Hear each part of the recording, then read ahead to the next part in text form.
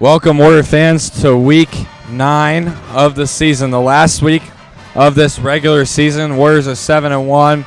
Grandview Bulldogs is 3-5. This is going to be an interesting game, Bo, and we'll see what's in store tonight. I'm Toby Ford alongside Bo Pittman, and Bo, let's go through some of these Warriors and who stepped up for this team this year. Well, Max McKenzie currently leading the team in yards per game, over 60 yards. Lyndon Russell, the leading rusher, and also Roman Roski, the junior, leads the team in interceptions. So those are some good stats, and like you said, Lyndon Russell is a guy to really point out, a guy who first few games wasn't really even playing much for this offense at running back, the junior, but over time he's really started to be one of those guys, and the Warriors using a plethora of running backs this season. One of them in which they've been using the past couple of weeks is down and probably most likely out for the season. Trey Adkins, who is a great defensive player for us, playing both linebacker and edge every now and then, and also playing running back. And so he is out for the season, the senior. So that's going to be a pretty big loss for the Warriors. So we'll see how they go this week. And also, but Lyndon Russell, a guy who's really stepped up. He's more speed, and that's what the Warriors don't really have as much at running back.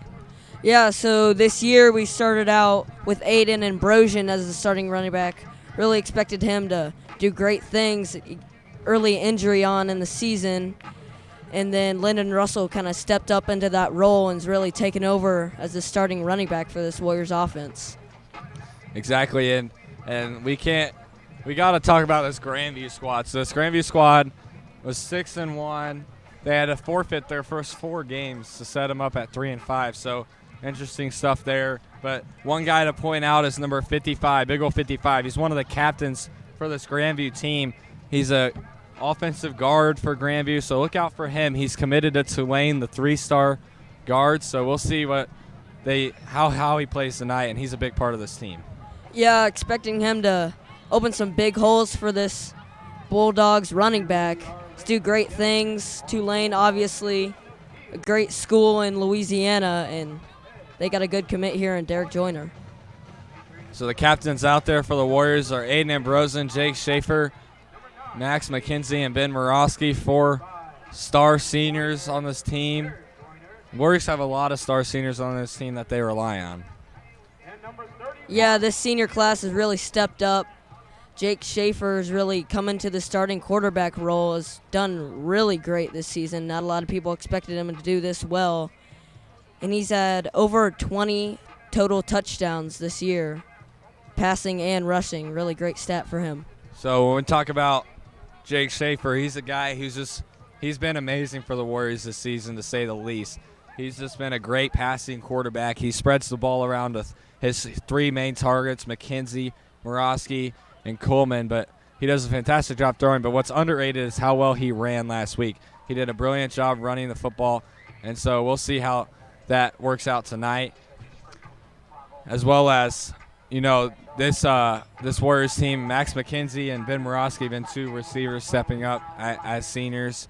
And Morosky, a guy who's known for his defense, but he's really been very good on offense this year, Bo. Yeah, number 8, Jake Schaefer.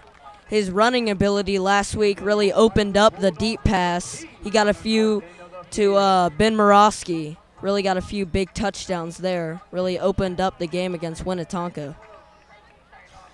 So when we talk about what's on the line tonight, we talk about this is the conference. The Warriors can win conference with the win here tonight. They will be conference champions this season, something they did not win last season, surprisingly. They won district last season, but they lost conference because they lost to Kearney in the regular season. So this season, they can win conference here with the win against Grandview. And so this is a big game for the Warriors, because winning conference puts that year up on the banner. And anytime you can do that is special. Yeah, and that Kearney game last year, lost in the final seconds, miscue on the Warriors. Really should have had that game in our hands, really slipped on through, and hopefully don't make that mistake here against Grandview.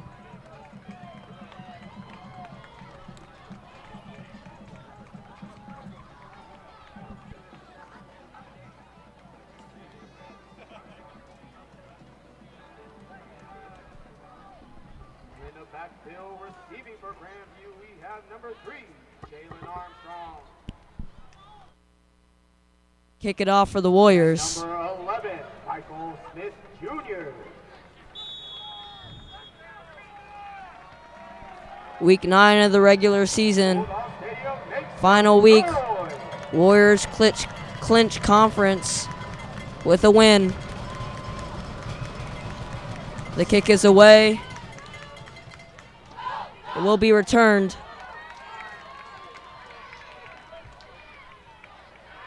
Great tackle by Ben Morosky. Great open field tackle. Got him down at the 15-yard line. And that's where the Grandview Bulldogs will set up shop for the opening drive.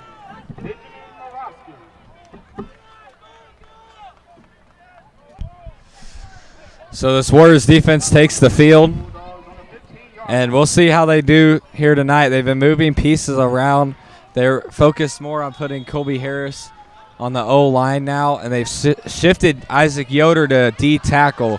So we'll see if some of these moves work out for this defense, moving guys around. So this plays a handoff, and it's going to go for a few yards. Well, Isaac Yoder, number 76, is really dangerous anywhere you put him on the defensive line. He's big and he's fast and he's physical, and he'll wrap you up anywhere. For a gain of 5, 2nd and 5 on the 20-yard line. So quarterback. So Grandview here to take the play, 2nd down. And their quarterback will throw deep downfield. Max McKenzie in coverage, and that pass is incomplete, which will set up 3rd down. Good coverage. Max McKenzie really didn't let that receiver get any open space and led for the Grandview quarterback to just overthrow him. 3rd and 6 here for the Warriors defense now. Looking to get an opening drive stop. So here we go, 3rd down. Surratt's lined up at safety here. Yoder at D tackle. We'll focus on those two guys. This play and a run on 3rd down. Interesting play call. Looks to be just short. Well, great job by the Grandview offensive line to open a hole. And they will give them the 1st down. Looks as though he was about half a yard short, but they will give him the 1st down. That'll be Grandview 1st down. So a really good spot gives Grandview that 1st down here. Warriors put 5 on the line as they have Colby Harris in for the snap. And this run is busted on the counter, and a good tackle by McKenzie saves it from going farther, but a great run for Grandview. Yeah, this is a run-heavy offense for Grandview with Derek Joyner, number 55, opening up gaping holes for this running back. And a good run by the running back, Caden Daniels. So Grandview off to a decent start against this Warriors defense. The Warriors defense that has been pretty good throughout the season. And another good run by Daniels. With this Warriors defense, you know, they haven't been as great as last season, but they've definitely been pretty good. The Pittsburgh game, they really struggled to stop the run, though. Yeah, this Warriors defense have been pretty solid. Pittsburgh game really could have improved. And then the Platte City game, they really just couldn't get anything going, with the Warriors' only loss coming against Platte City. And much of that fell upon the defense not being able to get the ball to Jake Schaefer in the offense. 2nd down here. They send a man in motion, and it's a pitch, but it's dropped. Picked up, and then a good spin move and another juke, but he will go nowhere as many Warriors get on that. Well, he first shook Hayes Middleton, the sophomore, great linebacker for the Warriors. Hayes got up, and he ended up making the tackle for loss. Great effort there by Hayes Middleton. Number 3 intended for the carry, Jalen Armstrong. Well, Aiden Ambrosian back from injury. Last week is his first week back, rushing touchdown, and always a great presence on defense. See what he does here for the Warriors. And he blitz here, makes a tackle. Great call, Bo, as they brought Aiden Ambrosian on a blitz on the outside, and a great shoelace tackle will set up 4th down. 4th and that's what this Warriors defense is going to have to do against this quick, shifty, all these running backs for Grandview. They're going to have to get open field tackles, and they're going to have to stop these running backs at the line of scrimmage. And like you said, Bo, Aiden Ambrosen, very huge for the Warriors to have him back, and especially with Trey Adkins out due to injury, they need him for every snap on defense. And this punt is a good one. And so they can pin the Warriors here. So they pin them at the 2-yard line. So great punt by the quarterback. Will set up rough field position for Jake Schaefer and this Warriors offense. Yeah, great pooch punt. But anyway, Colin Mueller, Ben Morosky, and Jet Coleman will stay out from defense and back onto offense, along with Aiden Ambrosian playing both ways tonight. And even though Aiden Ambrosen is playing both ways, they're definitely going to rotate their running backs. The Warriors love to use multiple running backs. You're going to have Ambrosen out there, but you're also going to have guys like Lyndon Russell and Clevenger out there as well. So McKenzie goes in motion, handoff to Ambrosen, and a hole up the middle is there. Can he keep up the speed? Past midfield. Goes to initiate contact with the defender, but he's past midfield on a huge run, and so the Warriors say bad field position, no problems at all, as the first play is a huge gain. I feel like that play right there describes Aiden Ambrosian. Breaks out the line of scrimmage and just at about the 42-yard line goes straight into the defender and puts him on the ground. Great play, great rush, great hit by Aiden Ambrosian. And notice this offensive line did a perfect job giving Ambrosen that hole, and this O-line coming off a really good game against Pittsburgh and the running backs as well, where they had the best rushing attack of the season last week against Pittsburgh. And now the touch pass goes to Morosky, and Morosky's stringing off tons of tackles. So this Warriors offense, 2 plays and 2 electric ones, and Ben Morosky and Aiden Ambrosen. Ben Morosky making something happen out of nothing. Looks like as though he was bottled up, but he got about 9 yards, and they'll spot him just short of the first down. But like I was saying, this Warriors team's coming off last week against Pittsburgh, where they had the best rushing game of the season and really an amazing offensive game, especially in the first half where everything was clicking. And the second half, they kind of slowed down. So this game, hopefully they can continue clicking the whole game after those first 2 plays. Schaefer looking downfield on the out route to McKenzie. He's got him. It's caught at the 20, and he'll go down at the 20. A great play by McKenzie on the out route coming from the slot. And then another first down on a great throw by Schaefer. Yeah, great out route by McKenzie, the Warriors' leading receiver. But expect Jet Coleman to pop out this game. I see him on the DBs, and I see him beating him every play. Expect him to have a big game. Well, Jet Coleman's a guy who a lot of hype around, very athletic, very fast, but he hasn't really clicked this year. Last week he dropped a touchdown pass, but we'll see if the Warriors can get him going this game because of how athletic he is. And Ambrosen here will take the handoff. Not really going very far as a gain of 2 or 3. But really this offense has weapons all over the place. And now that they're all healthy at the right time, you got Ambrosen, who's back from the injury, that can really take off now. Yeah, the trio of great receivers in Max McKenzie, Ben Morosky, and Jet Coleman. It's a great weapon to have for Jake Schaefer, being able to count on them to make plays whenever he wants. And really, Morosky, just the fact that he's taken such a huge leap from last year to this year has really helped Schaefer out, and Schaefer's go-to man over the middle of the field. Here, the handoff doesn't go very far as the Grandview Bulldogs kind of win there at the line of scrimmage. So now you have a 3rd down, and expect this ball to go to either Morosky or McKenzie here, the 2 leading receivers for the Warriors. Yeah, a quick throw maybe to Morosky for his speed, and maybe a jump ball to McKenzie because he has height on this DB. And notice Morosky is lined up in that slot in between McKenzie. McKenzie's at the bottom of your screen here. Schaefer's going to throw. Looking over the middle, he's got Morosky on the slant, and it's caught. Touchdown. Easy money for Morosky and Schaefer, and the Warriors are on the board. Well, Morosky was open from the second that play started. He beat the DB right off the line of scrimmage. Really, defense had no chance of ever stopping that. Great play, great route by Ben Morosky. Well, Morosky is that go-to guy over the middle of the field, especially in that slot, and especially on a third down. He's like a Julian Edelman-type receiver, and right there just blows by. Man coverage, you cannot, if you're Grandview, you're playing man coverage tonight, you are going to be in for a rude awakening against this receiving corps. You're going to have to play a lot of zone, but be aware of the run, because like we saw, first play of this Warriors offense, they broke a big runoff. And so Verhulst's kick is up and through, so the Warriors take a 7-0 lead with 5:05 to go in the first quarter.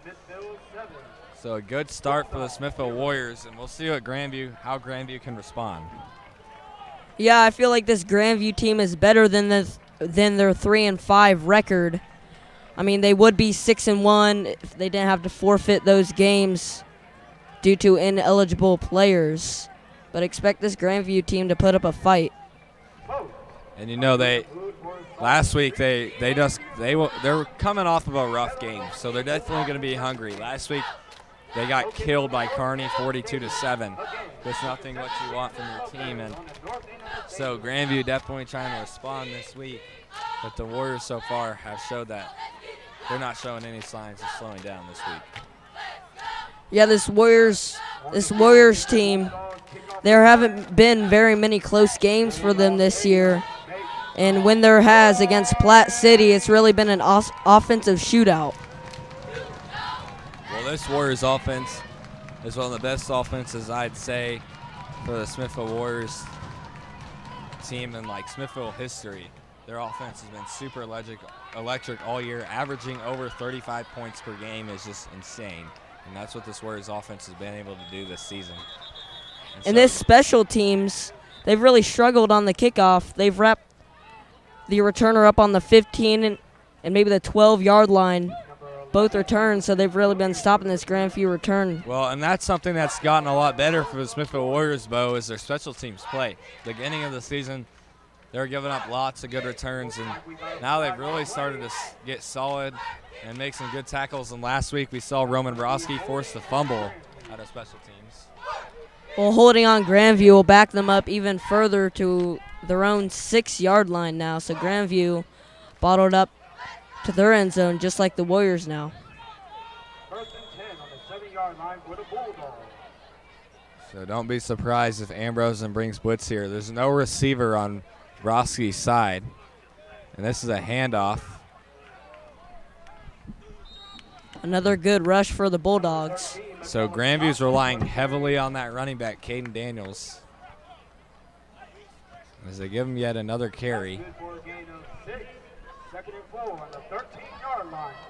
This Grandview offensive line, again, has really done a great job opening holes. They're going to have to take advantage of that through this whole game.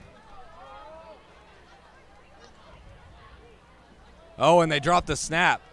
Oh, no, they didn't. I don't even know where the ball went. Well, looked like a botched play. Number 13, Grandview, looks as though he picked up the ball and just started running, and he got the first down. If that was planned or not, it worked. Not even sure what happened there, but a great job by number 13 on Grandview to recover on that play. Roman Roski at the bottom of your screen, number 7. So Grandview sends a man in motion. It's going to be a handoff. And that play doesn't go very far, so should be second down here. Well, this linebacker group is really good for the Warriors. They had Trey Atkins, who just went down last week, but they have Hayes Middleton and Aiden Ambrosian, who love to rack up tackles. For those of you who weren't tuned in before the game started, we talked about number 55, Joyner, the Grandview guard for this O-line, who really sets up a lot of these great rushes. He's committed to Tulane as a 3-star. And there's a hitch route and a great juke move on Roski. Will set up a first down and maybe even more on the spin move. And so Surratt brings him down, but not until he gets the first. Yeah, a quick pass there for Grandview. The first completed pass we've seen from this offense this game so far. Expect a lot of runs and a lot of quick passes. number 3, Jalen Armstrong. Roski one-on-one at the bottom of your screen. So Grandview going to send a man in motion. And it's another botch snap. And the quarterback just falls on it as Colin Mueller was about to eat that up. Mueller is the guy who leads this defense in sacks on the edge. And he's been very sharp, and he had a sack last week as well against Pittsburgh. Yeah, it's not that cold of a night here in Grandview, Missouri, but maybe quarterback needs to put some gloves on because that's 2 straight botch snaps here on this drive. Well, I think he's just thinking ahead of what he's going to do with it, and he's just not paying attention to catching the snap. Kind of like a wide receiver not paying attention to catching the ball when they try to run with it first. Bottles that one again, able to hold on to it. So a good run and a good job blocking by Joyner. And that's the guy we were talking about, Joyner, Derek Joyner. He's committed to Tulane, 3-star guard. And right there, he just threw Yoder off of him. Yeah, it's not easy to throw Isaac Yoder, number 76, off you. He's a very big guy. But also, this is a new position for Yoder. He's been playing on the edge all season. They moved him to D tackle. So we'll see how he fares. Kind of like a Chris Jones type. And a good tackle on the edge there by, I believe, Aiden Robeson, which will set up 3rd down and short. But also, I just realized, like, the quarterback's been muffing those snaps, but I think it's on the center. The center's been kind of bringing them in hot. And the quarterback seems to struggle to grip it every time on that snap. Yeah, offensive line coach needs to pull him aside, talk to him after this drive, kind of get him to calm down. Maybe he's got some nerves. Because that center is just putting weird spin on it or something, because the quarterback is struggling to catch the snap every time. 3rd down here, or 4th, is it 4th down? 4th down and short. And that run will be a 1st down. The chain gain says 4th down. But I believe, I thought it was 3rd. But anyways, doesn't matter. Grandview gets the 1st. Well, those snaps look like John Elway throwing the football, breaking his receiver's fingers. Got to look out for your quarterback's hands. Maybe slow those snaps down a bit. So Grandview driving there to midfield now. The running attack is really paying off. They send a man in motion. It's going to be another run. This time Ben Murawski is on it. Murawski, a guy who's kind of played all kinds of different positions for this Warriors D. Linebacker, safety, corner. He can kind of play everywhere. Very versatile. Yeah, we also often see him as the punt returner and the kick returner, so he really plays literally all 3 facets of this game. And so the time will run out, so we're at the end of the quarter. Warriors 7, Grandview 0. We'd like to thank our sponsors, the Eric Craig Real Estate Team, with Shears Tree and Lawn, and Oaks Kia. So good quarter for the Warriors. Yeah, this offense has really been clicking, and this defense up until this drive really been shutting down the Grandview offense. This Grandview offense run heavy, only throwing about 2 passes. So we'll see if the Warriors can get a stop here. And they're going to be run heavy. When you have a guy like Derek Joyner as your offensive guard, they're definitely going to rely on that rushing attack. And so early on, they've been running the ball a lot. We saw it with Pittsburgh last season, and that really has been the recipe to beating this Warriors defense. Has been running heavy. This Warriors defense, this run defense has struggled this season. Yeah, that's this Warriors defense kryptonite. They're really good against the pass, but they struggle sometimes against the run. So this will be 2nd and short as the players take a jog back onto the field.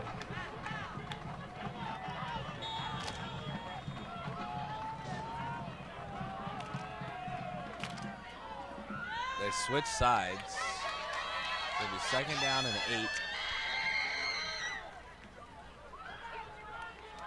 8. 3 receivers and a tight end. They send a man in motion. It's going to be another handoff. And this one doesn't go very far. Great play on that one by Colin Mueller as Daniels, their main running back, gets tackled pretty good there. We're going to see a lot of running backs like the Warriors here for this Grandview offense. With this run heavy, they're going to need to throw a lot of different guys in there so they don't face fatigue. It's so third down here. Does Grandview continue to run the ball? It's been working against this defense. Or do they try and throw here? Warriors secondary. They have multiple DBs out there. Quick hitch route to Roski's side, and a good tackle, good help by, I believe that's Jackson Sandrowski there, that linebacker, helping out there for Roski, and it'll set up fourth down and short, but don't be surprised if Grandview goes for this being in that midfield area. Got nothing to lose. Don't see why they wouldn't go for this here about midfield. Set up decent field position for the Warriors if they got this ball.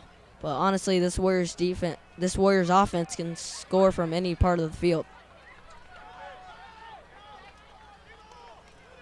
And so fourth down here. Grandview in the pistol. They have a fullback lined up. Notice right behind the guard, the star guard, Derek Joyner. The quarterback rolls to his left, throws while being hit, and it's incomplete. A great job by Aiden Robeson to get pressure there and hit the quarterback while he throws. And so the play action rollout, surprised that they threw it there, Bo. No, not really. I mean, they've thrown 3 passes, 2 of them complete. Really surprised this Warriors defense. Not surprised they went to the pass there, just surprised that they didn't complete it. Well, considering their passing game has not been their main forte this game, fourth down and 3, you have a great offensive lineman in your hands. You line up everyone on the line like you're going to run it. I think the Warriors, if they would have ran it, it would have been there on that Warriors defense, but they go to the play action, and that was there too, but a great job by Robeson to get pressure there as the Warriors get a gain of about 1 yard at most there. 2nd and 10 here for the Warriors. Jake Schaefer looking to the sideline for the call. So Jake Schaefer last week maybe had it wasn't a horrible game, but not a game that he had a lot of success in last week, but they also did not throw the ball very much. So Schaefer was pretty efficient, and there was high wind gusts against Pittsburgh last week, which may have played effect. This ball is going deep, and so they throw this one deep, and it's dropped, and no flag is thrown. McKenzie was getting grabbed on the arm, but he might have been grabbing as well, so it's kind of a bang-bang play. McKenzie almost reeled that one in with one arm, surprised that there's not a pass interference call on that one. But anyway, set up 3rd and 10 here for the Warriors. And so that's what the Warriors like to do when they throw the ball, is they like to really air it out. Jake Schaefer is such a good quarterback and such a good deep ball quarterback that they can really air it out with him, something that they didn't do a whole lot last season. They can do this year with Schaefer on the deep balls. 3rd down and 10. Trips at the bottom of your screen. Schaefer looks back. Looking, throws, and he's hit as he throws. Not sure what that play was. Schaefer hesitated like it was a QB draw, but I don't think it was a draw, so I'm not sure what was going on there. But. Well, quick third and out here for the Warriors offense. Don't see that a lot. Looks like they'll punt it here on 4th and 10. And they didn't get a single yard, so it was interesting. They kind of just not a great drive here as they go 3 down, but a good job by Grandview to hold the fort. 9:35 to go, 7-0 game. So Schaefer is going to drop back and boot this thing. And we'll see if the Warriors can get a good punt like Grandview had at the beginning. Not as great, but a decent punt, as it'll be around the 16-yard line. Well, Schaefer can do everything. He can run, he can throw, and he can punt. Great three-way quarterback there for the Warriors. So the Bulldogs, they countered. They came back. They got a stop. They're right there, down 7-0, 9:24. For Grandview, it's going to be you're going up against a top 5, top 10 teams in the state in Class 4 in Smithville Warriors. How can you hang in the game? How can you stay with them? And so far they're doing a pretty good job, but as time gets further on, we'll really start to tell.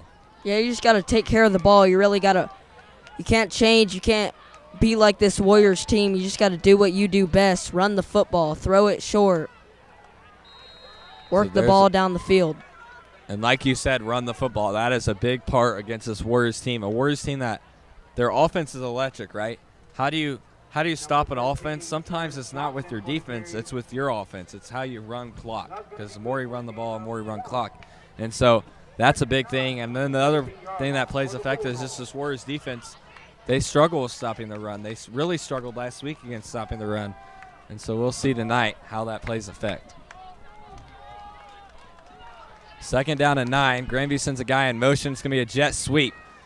Jay Surratt comes flying in, but a good juke move gets a couple yards. Yeah, the Warriors look like they have all these runs bottled up at the beginning of the play, but these receivers and running backs are able to make a good move and get a few yards off it. So the Warriors bring in an extra DB here for 3rd down.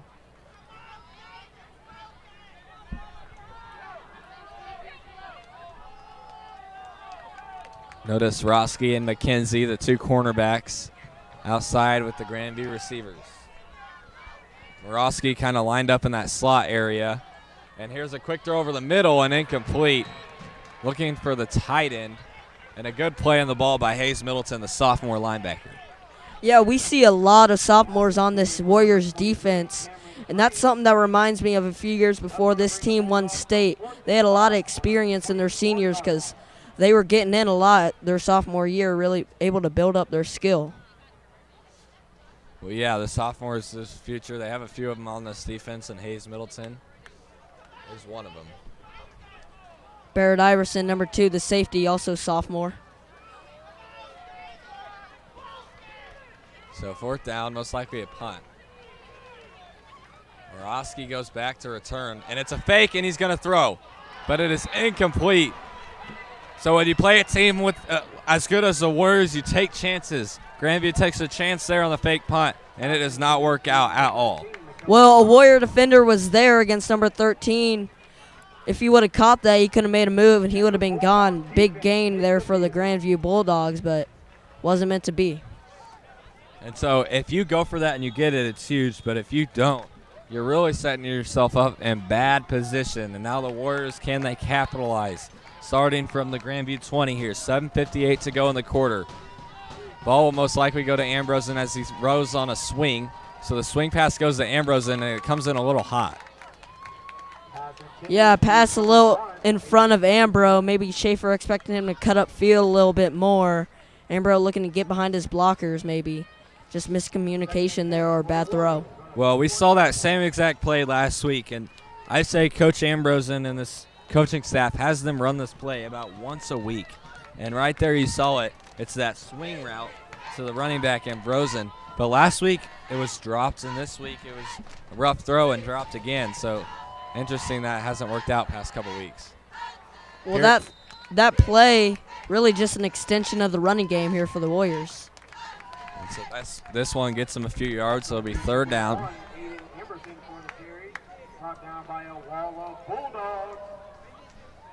And so this passing game, they had a good touchdown play between Schaefer and Moroski in the slant. But other than that, this passing game really hasn't really gotten going yet.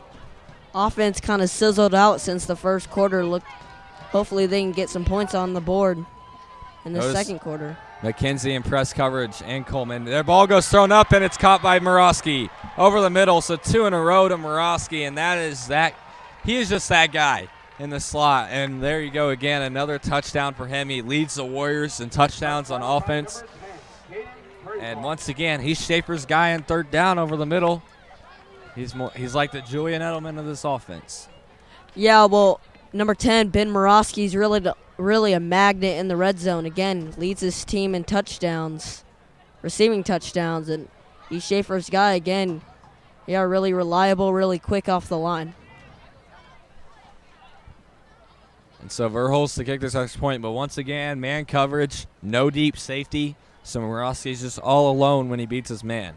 And that's twice in a row. Grandview's been punished for playing man coverage and having no safety in the back. You just cannot do that against a great team like the Warriors, great receivers.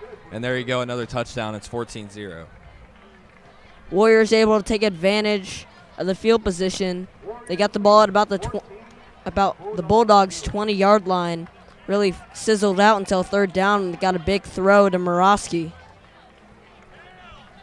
So that fake punt really, really costly for Grandview, as now you're sitting there, and if you're a Grandview fan, you're down 14-0 right now. There's 7:04 to go in the second quarter.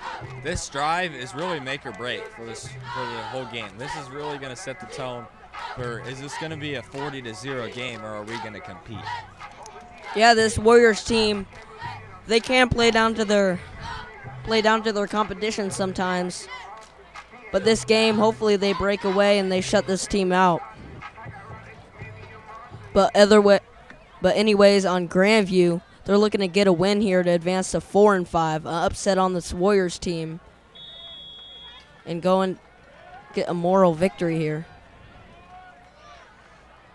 So also the Smithville Warriors with this win would have a bye week for the district playoffs. They would be off next week if they can take this win tonight. So a lot of things on the table for this last week of the regular season, as Wheeler with an excellent kick. And that is what Wheeler does best on the kickoffs, an amazing kick. And so Grandview is going to have the ball with ruled forward progress at their own 3-yard line. But it is incredible to me that the Warriors can kick off the ball and tackle them at the 3, because of kicks like Wheeler where he puts that spin on the ball and it bounces straight up. Yeah, this Zach Wheeler, really, really special kicker. And he's just able to pin these teams inside their own 20 almost every single time. And notice we don't talk about pinning a lot when it comes to kickoffs. That's something you talk about with punts. But somehow with the Warriors, we talk about it with kickoffs, because Wheeler put that ball in a perfect spot. The returner didn't know if it was going to bounce out of bounds or bounce straight at him. But it bounced straight up, which is what Wheeler does best. His kicks always bounce straight up, and the returners are never ready for it. Here we go, Warriors defense looking to get a safety. And the ball's dropped. Quarterback makes up for it. Gets back to the line of scrimmage. And so don't be surprised this Warriors bring a lot of guys to try and get a safety. Well, another quick punt. And I don't know how this problem is just erupting right now. Maybe they had this in the future or in the past and haven't really addressed it, but they need to address it in this game because it's going to cost them at some point. Yes, they got to figure out that snap between the center and the quarterback. Grandview has trips on one side here. And this is going to be a handoff to the left.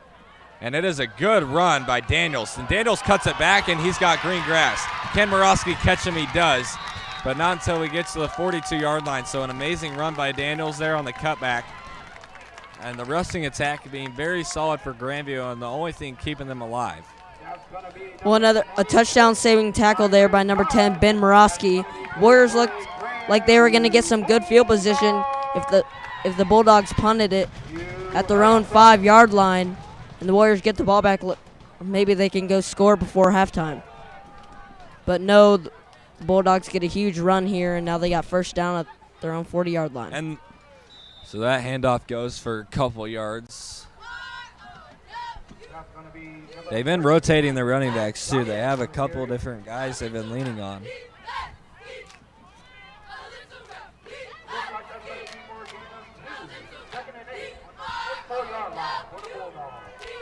So 2nd down and 8 here.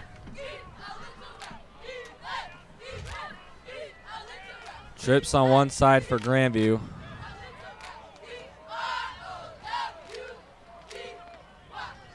And a pitch there to the outside. And the receiver's still on his feet, but finally tackled there by Sandrowski. So a lot of moves made on the defense for a couple yards, and the Grandview lineman is down. Well, if you're paying attention to the snap like I am, that was a much better snap by the center. Soft, but directly to the quarterback. Quarterback able to handle it with ease. So we have an injury here, 3rd and 5.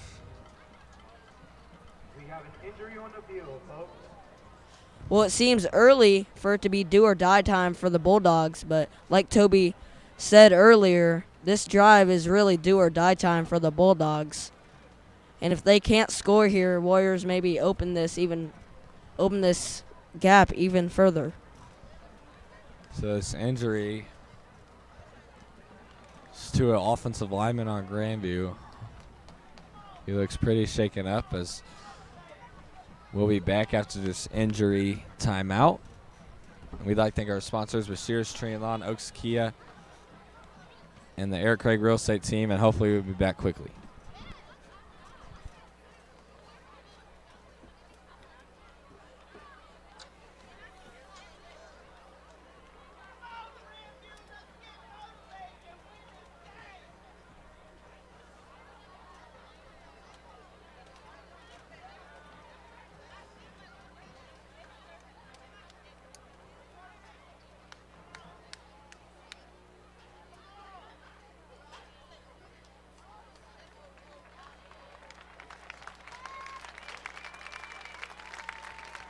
Give it up for number 50, Cameron Vineyard, ladies and gentlemen.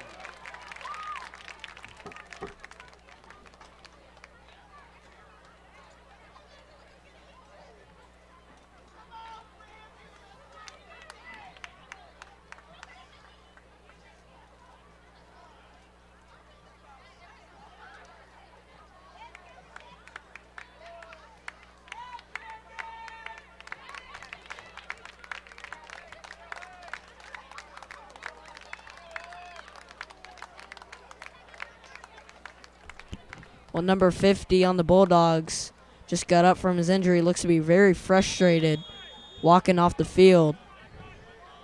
Man, can feel his frustration. Just wants to finish the season. Here are the Bulldogs on 3rd and 5. It's a pass. He's going to loft it downfield. And that's going to be just off the hands of Max McKenzie. And that's going to be 4th and 5 now on the 47-yard line. So that pass just, they looked deep for the first time tonight, Bo, and it was almost there, but a good job by McKenzie to stay with them. And now you have an interesting decision to make, because if you punt this ball, you're going to find yourselves in an even bigger hole. But also, if you go for it and you don't get it, then it's like you're really in trouble, because then the Warriors get the ball on the Grandview side of the field, and we saw what happened last time that happened. Well, this Bulldogs defense, they've given up 14 points, but really they've done a pretty good job. The Warriors got the ball on the Bulldogs' 20-yard line, which is almost guaranteed points. And then other than that, the Warriors just had one. So they go touchdown. for it, and the hitch route's there and a first down. The Warriors defense with a miscommunication on the outside leaves them in wide open. And so Grandview going for it pays off there, and now 4:35 to go. They really need to capitalize on this drive. Yeah, Grandview. The Warriors will get the ball at halftime. Grandview looking to cut this lead down to 7 points before half to make this game competitive. And this has been their best drive yet. We'll see if they can keep moving it. A read option and a pitch to the outside. And there's a good lane, but Mueller with a great tackle. A gain of around 5 for Grandview there. Sets up 2nd down. Well, that fake really fooled me. I really thought the running back at the bottom of your screen had it, because they had number 55, Derek Joyner, come over and start lead blocking. But really they took the ball over to the other side and maybe got a gain of about 7 yards. So 2nd down and 4.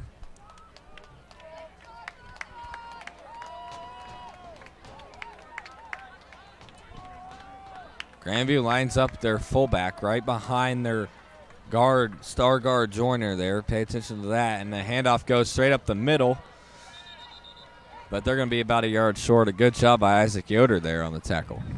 3rd and 1 now for the Bulldogs. 3 minutes and 24 seconds left in this first half. Warriors really want to stop the Bulldogs here. Keep this game at 2 possessions. So they didn't give them a great spot. It's more like 3rd down and 2. Now, Grandview, this has been their best drive so far. But another great thing about it is that they've been they've been running the ball very well. The Warriors have struggled with stopping it. 3rd down and short. They send a man in motion. Another handoff up the middle and a 1st down.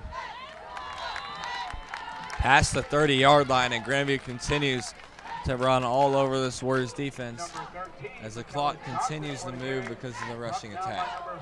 Number 13 on the Bulldogs really done really good things other than the drop pass on 4th down. Other than that, he's been running the football really well and just got the 1st down for the Bulldogs. First and 10. 3 receivers lined up, a man in motion. Play action fake, looking deep downfield on Max McKenzie's side, and the ball is just dropped. Ball was there, a great throw, and McKenzie had his back turned. And the Warriors catch a break there as that deep ball almost turned into 6. Well, the coverage wasn't bad by Max McKenzie, but it was a really good throw by the quarterback of the Bulldogs, and just right off the fingertips of number 11.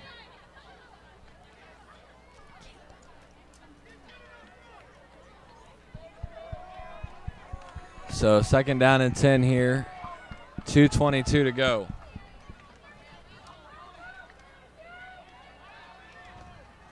And the handoff to the outside is going to be a first down, and much more with the speed of the running back for Grandview, and a first down there on a great run.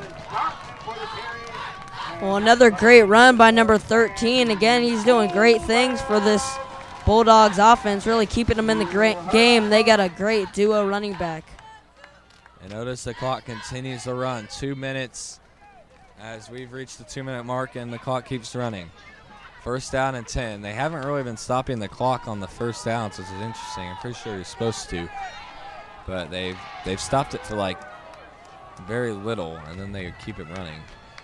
And they're supposed to stop it until they get it. And there's a run, and it tricked me. It was a fake. Where did the ball go? It's a touchdown. There's a flag on the field. I thought Colin Mueller had him wrapped up behind the line of scrimmage, but he didn't have the ball. This flag is going to make them come back. Bo, did you see that? Really, all these fakes have fooled me.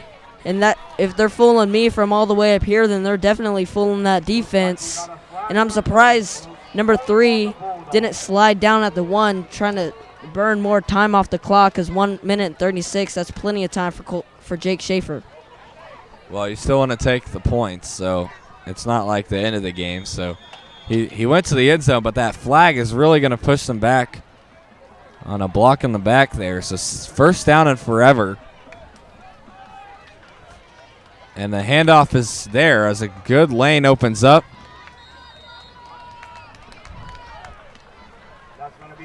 And so they give it to their guy, Caden Daniels, again. And Daniels has been a great runner for this offense. And now 2nd down, and they're closer. They're getting closer. 2nd down and like 14. 1 minute exactly left on this clock before the second half. Bulldogs looking to put some points up on the board. And now Grandview hurrying up as the clock continues to run. 50 seconds. Throw to the outside on a hitch route. It's caught. Roski throws off Roski with the stiff arm. And now Grandview most likely will call timeout. A lot of work for 2 yards for the Bulldogs. It's a great catch, great route. Able to shake Roski up, but really didn't get much after that. And so that timeout will stop the clock at 38 seconds. It's 3rd down and around 8. 3rd and 8. This Bulldogs running attack really been crafting up this Warriors defense. Again, led by number 55, Derek Joyner, the 3-star recruit committed to Tulane. And that Tulane team had a magical run. They beat USC in their bowl game last year, really upset a lot of people. And he's a good offensive guard, and he's really helping this Grandview rushing attack, but it's a full-on good rushing attack where they have multiple different running backs that have had success. Caden Daniels has led the way for Grandview in rushing yards tonight.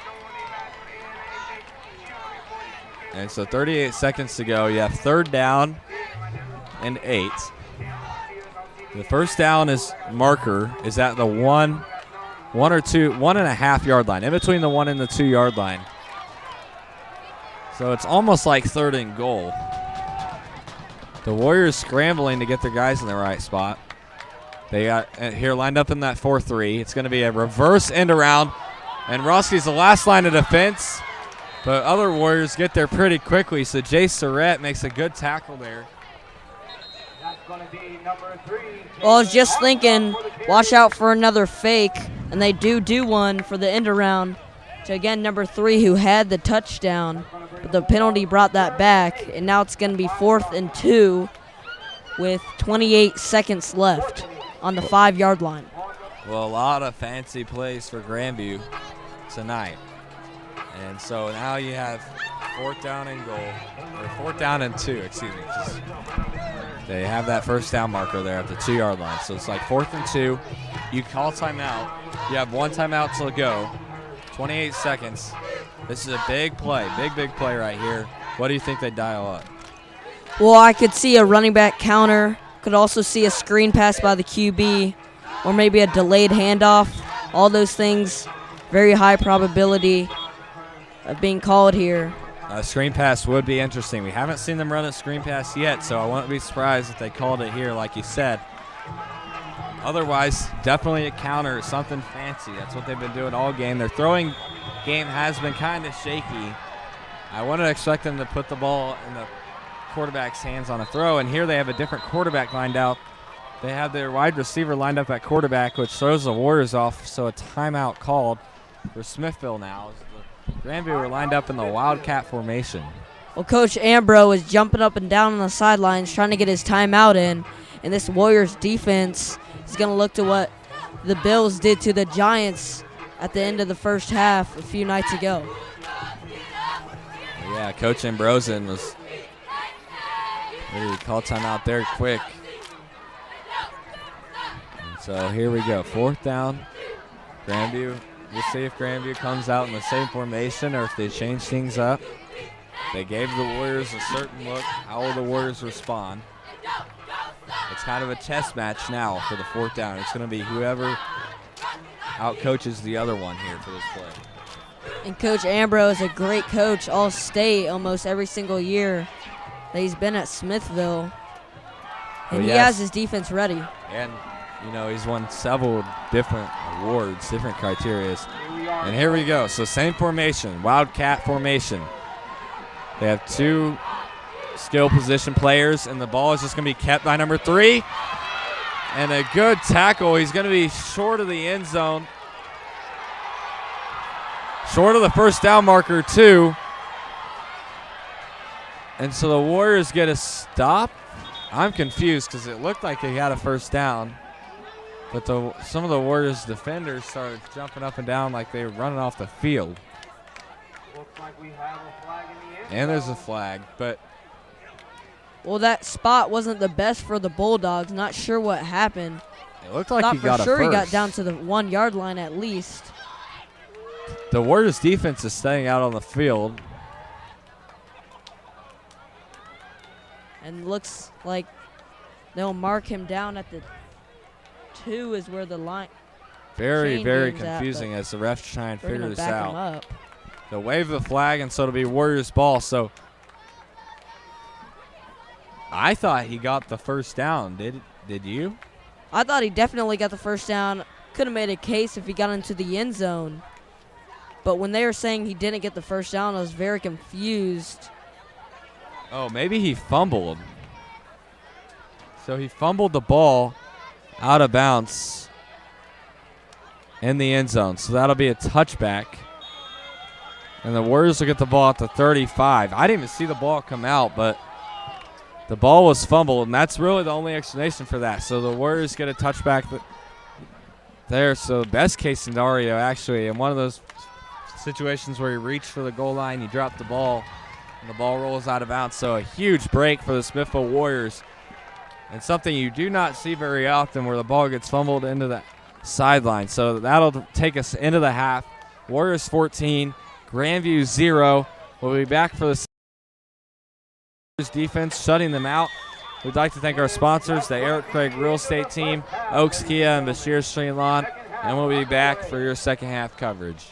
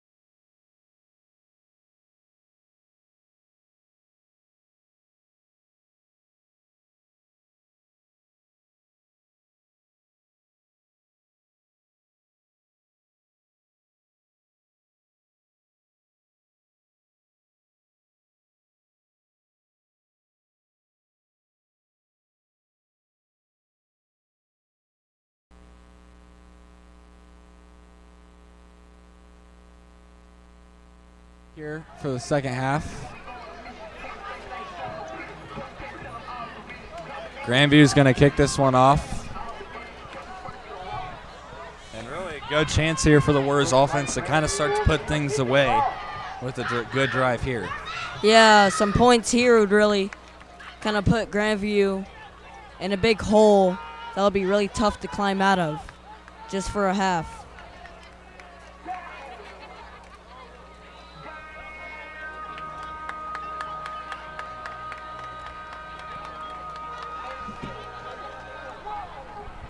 Grandview cheer squad, where you at? So Roman Roski and Jet Coleman back to receive the kick. Grandview cheer squad keeping the house alive, folks. And we'll see how the Grandview special teams works. This is the first kickoff they've done all game because of the fact that they've never scored yet. Yeah, you can tell this Grandview team's itching to get on offense. They had that great drive at the end of the second half, and they just had more times. Could have got a touchdown there. So Neal takes it to almost the 35. So quick recap of the first half. Highlights: Jake Schaefer, 2 touchdown passes to Ben Morosky, both times over the middle. And then also defense, Warriors defense gave up a lot of yards but was able to get stops when it mattered. And even like you said at the last drive of the first half where the guy fumbles the ball out of bounds for a touchback going for the end zone, that's just a devastating way to lose a drive. Yeah, bend but don't break really here for this Warriors defense. They gave up, like you said, a lot of yards, but didn't allow any points. So Schaefer here fakes a pitch. He's going to keep it up the middle, jumps over a man on the ground, and a good run by Schaefer will set up a first down, and they'll move those chains. Jake Schaefer really has a lot of sneaky athleticism. You don't pin him as the type of the running quarterback, and he isn't. He's really a pocket passer, but he can get out of the pocket or just running up the middle and get you first downs. And when he does run, he does a great job of just getting downhill and getting to the spot that he needs to get to before being tackled. So here we go, first down and 10. Mueller goes in motion, the tight end. Handoff to Ambrosen to the right side. He tries to cut it back over the middle for a gain of 5. So really all the carries have flowed through Ambrosen today. Really the first game this season where we haven't seen any Clevenger or any Lyndon Russell tonight. It's been all Ambrosen. Yeah, Aiden Ambrosen has really taken the max carries. We expected a lot of Lyndon Russell coming in this game as the leading rusher, but really we've kind of seen him not get a lot of carries this game. And that's really a good sign because the senior running back Aiden Ambrosen is starting to get healthy if he's getting all these snaps. Here Schaefer's going to keep it to the right side. He's tackled around the ankles before he can get the first down. But like I was saying, we haven't seen much of the other backs, but that's a good sign. That means Ambrosen's finally starting to get healthy. He's getting more snaps. And we know Ambrosen was going to be the lead back this season if he could stay healthy, the senior running back. Yeah, and he was really expected to take on a huge role as a running back, and he just hasn't really got it under his feet. He's really done really well at the linebacker position, but hasn't done that much at the running back. And so Schaefer throws a quick out to Morosky and a good juke. Breaks his ankles and now cuts it back to the outside. Back to the inside.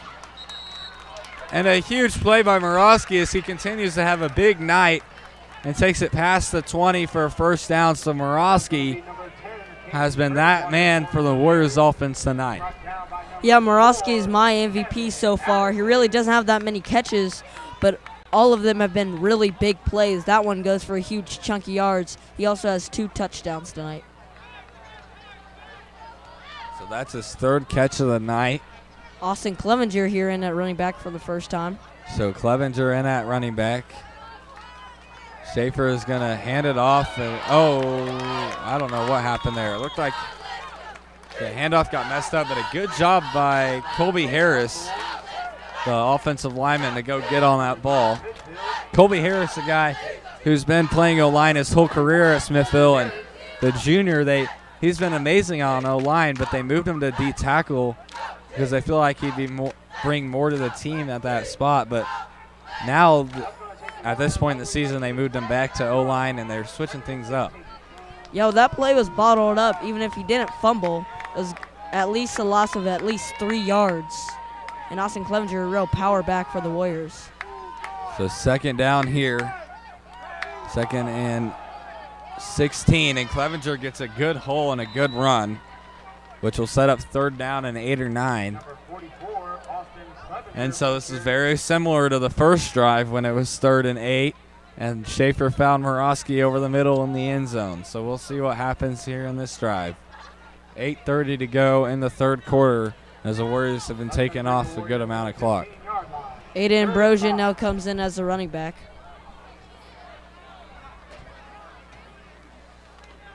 Going to be Jet Coleman at the bottom of your screen, Max McKenzie at the top, and Ben Morosky in the slot.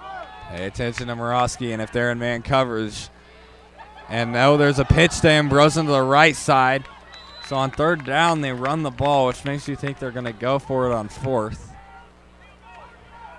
And Coach Ambrosian says field goal. So very shocking that we haven't seen the Warriors attempt any. I don't know if we've seen them attempt one field goal this season. I think they might have attempted one on homecoming, I believe, that was missed. Yeah, not a ton of field goals for this offense. Really explosive. They get the ball in the end zone and so, 90% of the time. And if they don't, they easily go for it. So very surprising that they'd run it on third down and now go for a field goal. So the kick is up, and it is through. So it does go in.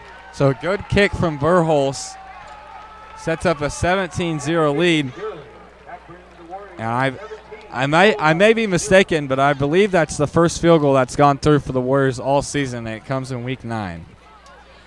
Well, Aiden Verhulst, the sophomore, really took over last year after Zach Wheeler was kind of struggling at the kicker position. Freshman last year took over towards the end of the year. Logan Hennigan was struggling for the extra points when he took over. Wheeler's been doing the kickoffs for the Warriors. And after the Kearney game and the miss by Zach Wheeler, we really saw a switch to Verhulst. And now he's got the extra point position now for the Warriors, and he's done a really good job. Wheeler and the Kearney game, the miss, Logan Hennigan missed that extra point. Wheeler missed the field goal, but Wheeler has always been their long guy. If they need a 40-yarder, they'll go to Wheeler. But Wheeler's mostly in charge of the kickoffs. But yes, we have seen Verhulst step up, like you said last year after Logan Hennigan missed several extra points. And Verhulst really has been very accurate. Not a power kicker, but very accurate. And he knocks down that field goal to put them up 17-0 here with 7 minutes to go in the third quarter. And we'll see if Wheeler can have another amazing kick like he did on that last kickoff. And this one is a good kick. And it'll bounce straight up, so they'll have to return it. And once again, an amazing kick, but an amazing return. Gets Grandview back to great field position, as the Warriors should have made tackles there early but couldn't. And so Grandview's going to have pretty decent field position. Well, that might be their best field position they've had all night. They've really been kind of stuck back next to their end zone, and now they're able to get pretty decent field position, try to get on the board here.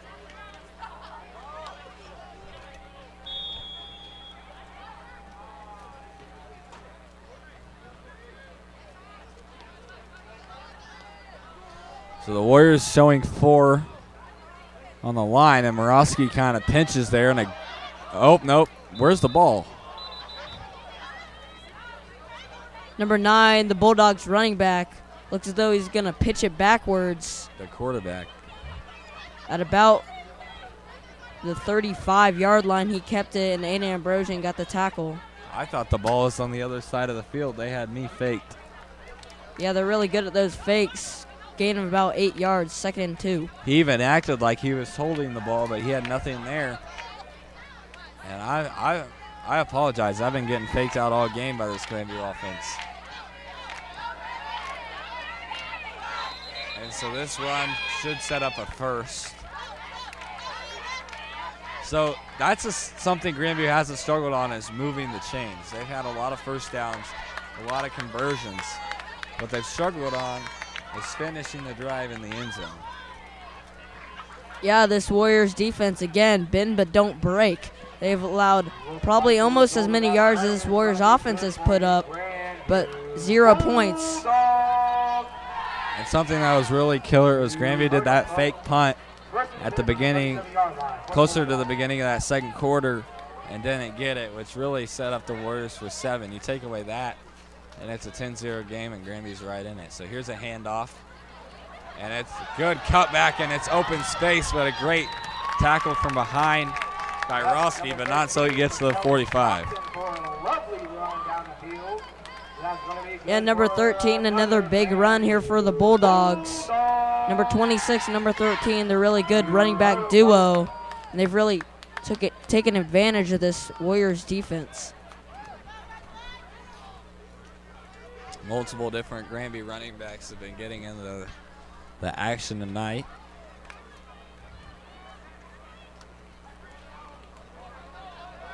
So first down and 10 in the pistol. Warriors have 5 on the line. Notice Colby Harris lined up on the line again on defense, and it's a second down and 9.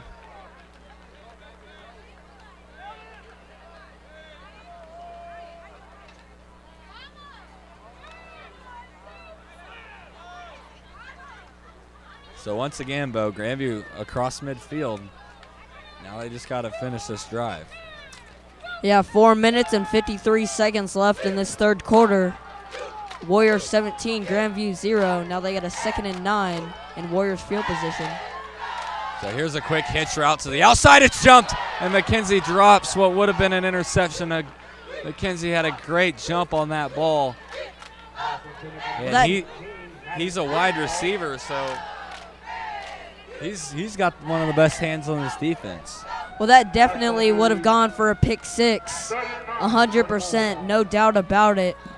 McKenzie with breakaway speed and, again, great hands. Very surprised he didn't come up with that. He had a great jump on that ball. But it's got to be next play now. Morosky blitzing on the outside. Now he comes back. So he faked the blitz, almost a sack.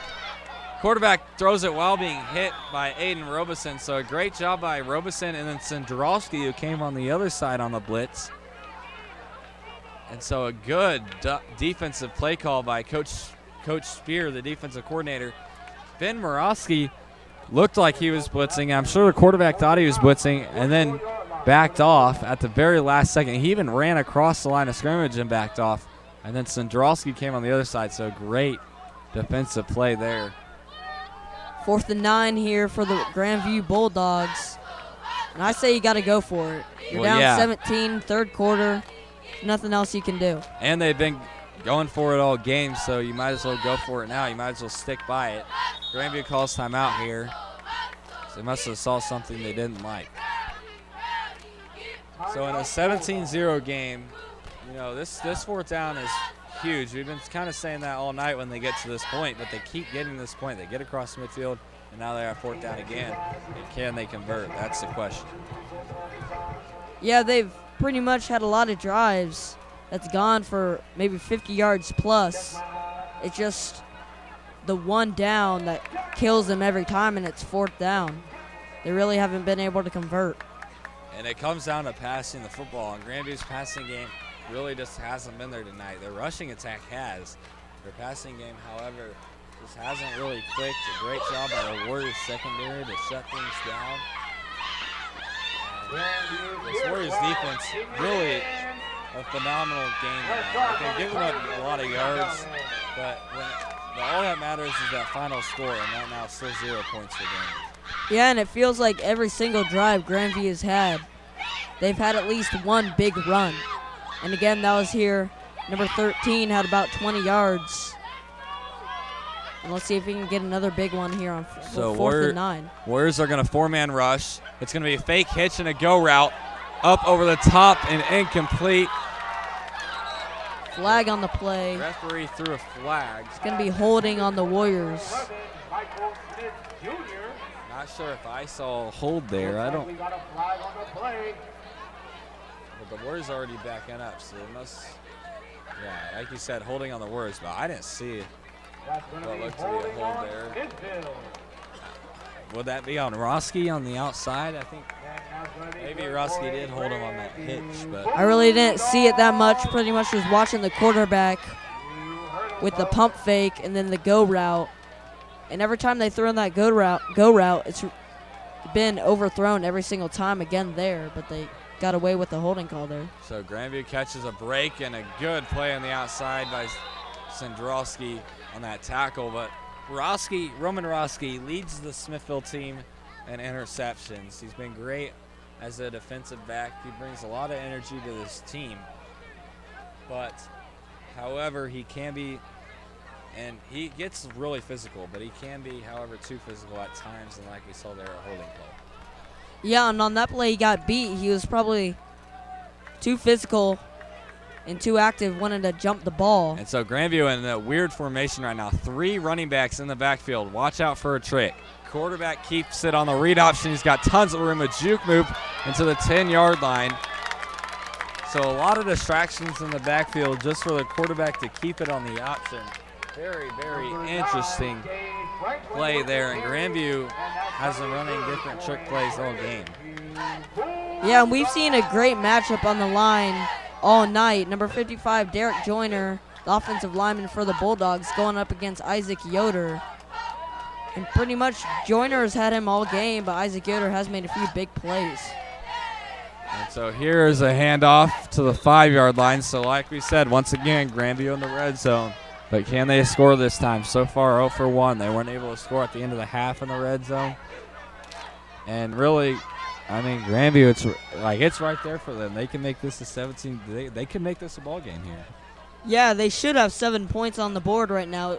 They should be down by 10. And really, this Grandview team has done a great job of holding this Warriors team to only 17 points. And so a play action as the quarterback rolls to his right, throws. He's got a man wide open. And so Grandview is on the board for the first time tonight. And so a touchdown for the Bulldogs, and now a chance to make it a 17-7 game. Yeah, we got ourselves a game here. Extra point here would make it a 10-point game, and this Warriors offense got to go down and get some type of points.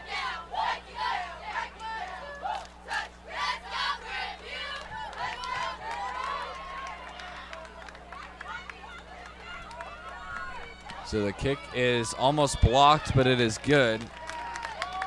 So 17-7, 2:37 to go in the third quarter. And so now, Warriors need to respond. Yeah, and we haven't seen a lot of Jet Coleman, number 16, tonight. I really expected him to have a great game. He hasn't really had that many good games this year, only averaging under 20 yards a game. Really a lot of hype over him in the offseason. Hasn't lived up to that yet. We still have this game in districts playoffs, hopefully. Hopefully he can get something going. For sure, and really this Warriors offense, to me, they've looked good at times, but I feel like they're just holding some things back, and I felt like that last week too against Pittsburgh. Even though they're having a lot of success in the first half, I feel like the past couple weeks they've been holding things back. I wonder if they're just like saving some different plays for the districts when the playoffs are on the line or what, but their offense is capable of so much more right now, and they're honestly running the ball a lot, and this Warriors offense is not, they're just not a running team. They need to throw the ball more. Schaefer is very great in the passing game. They need to let it rip a little bit. Roman Roski back to return the kick. He makes a good move up to the 30-yard line. Good return by Roman Roski. So ball at the 25 for the Warriors as Schaefer in this offense takes the field. And really, like I said, last drive they were holding things back. They ran the ball on third down. Interesting call. I don't know why we're running the ball on third down. You have a quarterback like Chase Schaefer who's been throwing the ball well all year. And then if you do run it on third down, why don't you go for it on fourth? You kick the field goal and then take your three. You have a comfortable lead, but now it's go time. You're up by 10. Grandview's knocking on that door. It's go time. Yeah, it looks like they were trying to make it fourth and manageable, but they go for the field goal. So the run by Ambrosen gets about a gain of 3 or 4. And this is the time when the Warriors can't let it slip away. They can't give up at once a 17-point lead. Now they're up by 10, and they really got to put at least some kind of points up on the board. Well, you can't let a team like Grandview hang around. Like you can't just let teams hang around. And tonight they've been very conservative. They've let Grandview hang around, and this is a very important drive for this offense here. As it's 2nd down and 7. They send McKenzie in motion. Schaefer drops back the pass, looking downfield for McKenzie, an overthrown. The hour out was there, but Schaefer just overshoots him, and now it's 3rd down. So Schaefer and McKenzie unable to click there, and 3rd down. Still be aggressive if you're the Warriors. Yeah, you got to get this 3rd and about 6. 1 minute, 41 seconds left in this 3rd quarter. Maybe try to get some points here on this drive. Definitely to extend the lead. Well, third down. Schaefer's probably going to look to Morosky. That's his man on 3rd down. Notice press coverage on Coleman and McKenzie. Handoff goes to Ambrosen. He breaks it. Spin move past the safety, and so the run catches Grandview off guard, and Ambrosen takes it to midfield. Comes up a little, and he's limping off the field, trying to get off the field, but a great run by Ambrosen, who's been having some injuries problems all season, but a good run there. Well, that's a big hit to the Warriors. If that's a big injury, which it looks like it's not.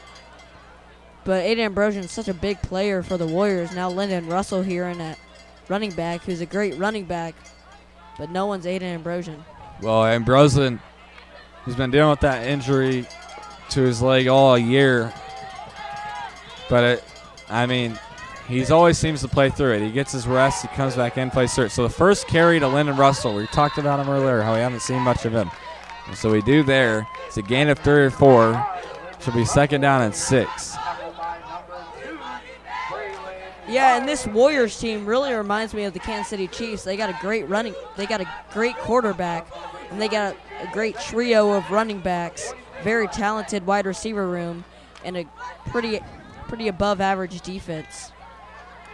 Well, yes, I'm not sure the Chiefs receiver room is that talented as well as you said, but everything else is about accurate. But a lot of young guys.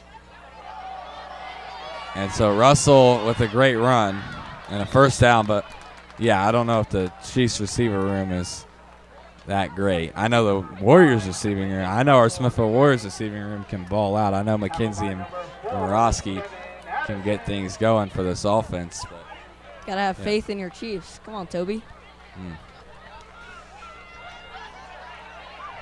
So that 1st down sets up the end of the 3rd quarter.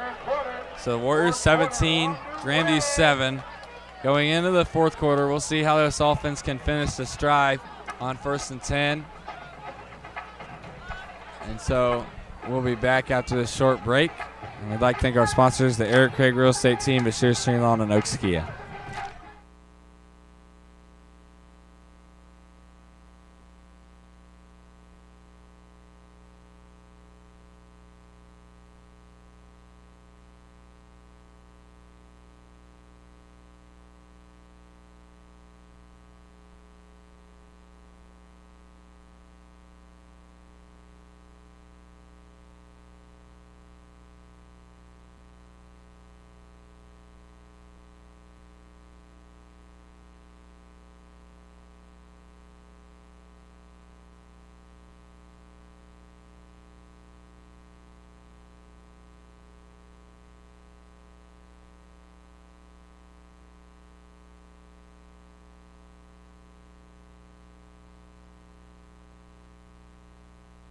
First down and 10. McKenzie goes in motion. Handoff to Russell to the right side.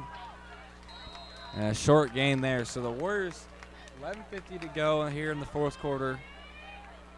And now you get to the point, now you can start being conservative. Now you can start running the ball.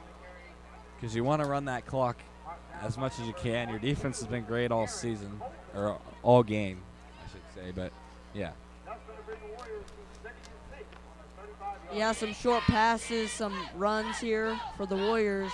Lyndon Russell we need some power yards, we might put Austin Clevenger in there, number 44, the sophomore. But right now it's Lyndon Russell in that running back. So Schaefer sends Russell in motion and a false start on the O-line there. Is just a quick little move by one of the players. I couldn't quite see who it was, but it's kind of costly there, as now it's going to be second down and longer, but maybe the Warriors will be encouraged to throw the ball and sling it a little bit with Schaefer's good arm. Yeah, there haven't been a lot of flags this game. That's what you like to see. A lot of games in high school, there are a lot of flags, but this game only been 2 that I can remember. And that's some enjoyable football, not having to stop every play. So Schaefer sends Russell in motion, and a handoff or a fake toss. A good run by Schaefer. Sets up third down here. With the flag, they don't change their play call at all. That looks like what they were going to go to before the false start flag on the offensive line. And now it'll be about 3rd and 7.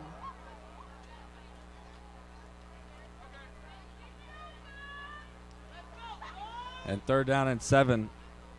We'll see what the Warriors decide to do here. Ambrosen's not out there, so probably a throw when Ambrosen's not out there in the backfield. Morosky lined up right next to Coleman on the top of your screen. McKenzie goes in motion, so now you have a bunch formation.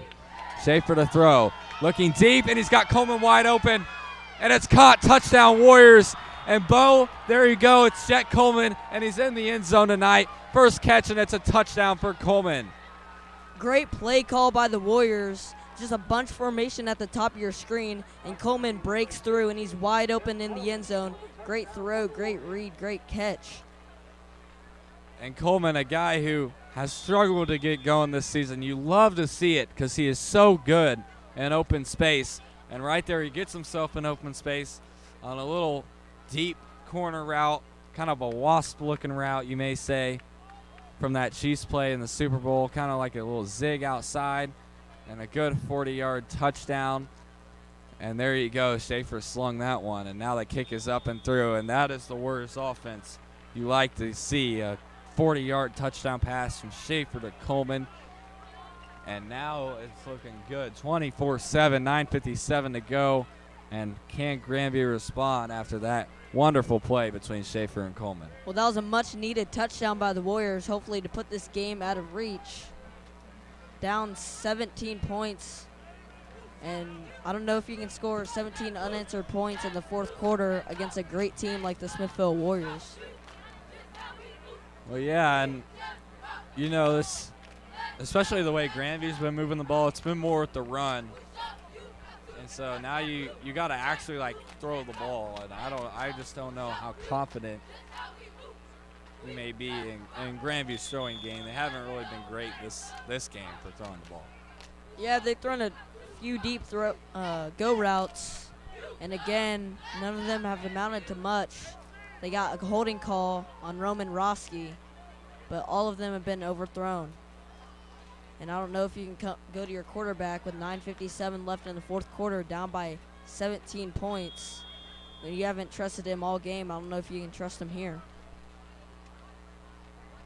So Wheeler to kick this one off. 9:57 to go.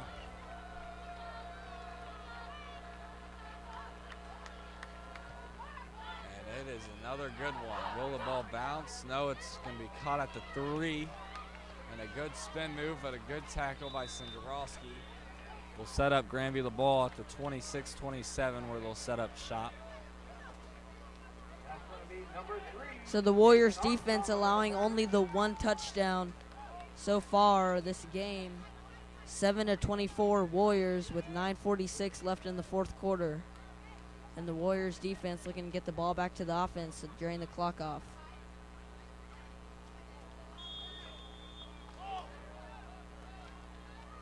So first down and 10. Grandview has 3 receivers lined up on your bottom of your screen. And it's going to be a read option. And Mueller is definitely being held. So that flag is thrown. And I was about to say that. I was like, Mueller's being held all day on that. And so they're definitely going to back things up after that holding. A good job by Mueller to sell it. He got grabbed by the jersey and threw his hands up. Yep, and that's the right call, Toby. And that should back them up 10 yards. And now it's going to be 1st and 20 here for the Bulldogs. That really kind of blows up their whole drive, and that's not what they wanted to start what they needed points here. Well, yeah, and 1st down and 20. You just can't make mistakes against a team like Smithville. You cannot make those type of mistakes. Here the quarterback rolls out, throws over the middle. It's caught. So they get 10 yards back, half the distance. So 2nd down and 10, or 2nd and 11 as they mark them down a little bit. Well, we haven't really seen this quarterback kind of stay in the pocket at all. All his throws have been rolling out, looking to run it himself. On that one, he delivers a throw, gets about 9 yards back, 2nd and 11. Well, we know Derek Joyner's a great offensive guard, and they use him as a lead block here for this run play. And a great tackle, huge hit laid on by Ben Morosky. Well, it's a great read by Ben Morosky. He saw that the line was pretty much bunched up, so he went outside to the right, and that's right where the running back was, and he was right there to make a huge tackle. That tackle is kind of like one of those Madden animations they have on the new game where he's kind of body slams him almost. Ben Morosky, great play there. But yeah, we know Derek Joyner is a great offensive guard, but we don't know much about this other O-line. And a great screen play to the wide receiver, breaks free. Cole Becker trying to chase him down, but he'll get all the way out of bounds, close to the 50. And a great play dialed up. They knew the Warriors were bringing pressure. They throw a little wide receiver screen and a beautiful play. And that's the wide receiver screen I was expecting earlier in the game, and they finally pull it out here with 8 minutes and 15 seconds left in the 4th quarter. And it gets them a bunch of yards to get the 1st down on a big 3rd down. 8 minutes to go in the 4th quarter. Time is not on Grandview side. I repeat, 8 minutes to go in the 4th quarter. There's a run, and a good run, as it'll get 7 or 8 yards. But Grandview has no time to be running the ball. 7:50 to go. They got to hurry as they switch some different guys in and out. Well, this is the time to throw some of their trickery passes in there. What they've been doing all game, they've been doing the go routes. Maybe try a comeback route, get a chunk of yards, set yourself up, good position to get a touchdown. So 2nd and 2. It'll be a read option. And a great tackle behind the line of scrimmage, and who other than Ben Morosky to make that tackle. What a night he is having. What can't Ben Morosky do? He can catch and he can tackle. And that's all you need from a player like Ben Morosky. Exactly, and he's a guy who's played corner his whole life on defense, and now they've shifted him from safety, and now they've shifted him to linebacker, and they're just moving him around everywhere, and he can play. He can do whatever out there. He is like kind of like that Travis Hunter, just a do-it-all guy. And so 3rd down, it's a deep ball to the outside and incomplete. So that'll be 4th down. But like I was saying, Ben Morosky, those of you who don't know, kind of like this guy in Colorado named Travis Hunter, plays both offense and defense. He's a do-it-all guy, and that's really what Ben Morosky is to this team, the senior. He's really stepped up on both sides. 2nd in the team in interceptions. He's also 2nd in the team in receiving yards. But after tonight, he's going to be 1st with the game he's had tonight on offense as well. Yeah, and if you can be compared to Travis Hunter, you know you're doing something right.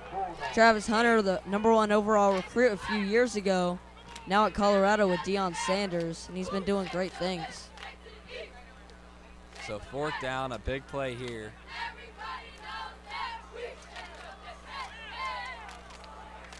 What do you expect here from Grandview here on 4th and 5?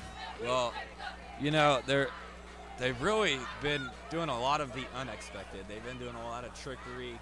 They've been throwing a lot of they did that screen earlier that they haven't done all game, really, and they caught the Warriors off guard. So I wouldn't be surprised if they do something way out of the ordinary, maybe a reverse that turns into a throw or something, some trickery, because what they're doing where they're just throwing the ball regular has not worked all game. And I don't think they would rely on that on a 4th down. Flea flicker would be a perfect time to call it here on 4th and 5 for the Bulldogs. Might get a receiver wide open, might get him in the end zone. Yes, and I wouldn't be surprised if they did it, but they just got to get those yards. So maybe something fancy that can just get them the yards to gain here on 4th down and 6 as they have trips to the outside. Don't be surprised if it's a screen. They send a man in motion. They fake it. They're looking deep downfield, and it is caught, and it's also pass interference. A great turnaround catch for Grandview. The ball was underthrown, but a great job reacting to the ball by Michael Smith. Well, what a catch by Michael Smith, number 11, maybe one of the best catches here tonight. He was being held, and he was being tossed around, and it wasn't a great pass, and he went around and he got the catch, and that's going to put Grandview in perfect field position. Well, honestly, it was good defense by Surratt, but anytime the ball is underthrown, it's always advantage to the receiver because the receiver can track it down, and Surratt just had his head turned, which got him caught right there. And so a good run there. So Grandview getting some yards. They got to hurry. 6 minutes to go. Again, a 17-point lead for the Warriors. Number 13, Johnson for the carry. They got to hurry. You can hear one of their coaches yelling, hustle, hustle, on the sideline.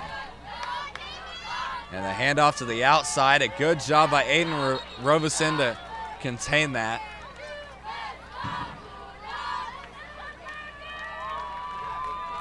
Well, if this Grandview team does get a touchdown here, you got to expect the onside kick with only about 5 minutes and 35 seconds left in the 4th quarter. Expect an onside and notice Warriors subbed out their defensive back, and they brought in Colby Harris on the nose tackle, so they brought in an extra D lineman. And the read option goes and fakes most of the defense out, and almost me, but I caught myself and saw the quarterback had the ball. And they get to the 1-yard line. A great job by Ben Morosky to tackle him, keep him from getting in. Now they sub in another power guy. So they're going to have 6 on the line. A little goal line set as a 7 Clevenger.